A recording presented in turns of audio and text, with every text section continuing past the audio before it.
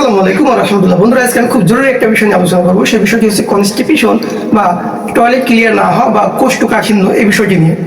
মূলত কনস্টিপেশন বা কোষ্ঠকাঠিন্য বা টয়লেট ক্লিয়ার না হওয়া এটি একটি জটিল রোগ এবং এই রোগের কারণে মানুষের জীবনের সুখ হারিয়ে যায়, শান্তি হারিয়ে যায়।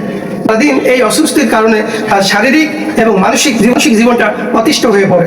কোনো কোনো ব্যক্তির জন্য এমনও দেখা যায় যে সারাদিনে কমসে কম 5 থেকে 7 বার সে টয়লেটে যাচ্ছে, টয়লেট একটু একটু করে হচ্ছে এবং ফিরে আসে।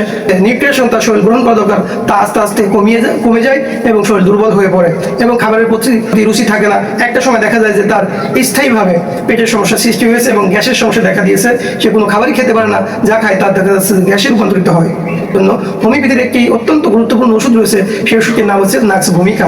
এই নাক্স ভূমিকা ওষুধটির লক্ষণই হচ্ছে ওই সকল ব্যক্তিদের জন্য বেশি ব্যবহৃত হয়ে থাকে যারা বারবার পায়খানায় যেতে চায়, বারবার পায়খানায় যায়, অল্প একটু পায়খানা হয় এবং একটু হওয়ার পরে তার মনে হয় যে না, আর বুঝি পায়খানা হবে না, সে চলে আসে।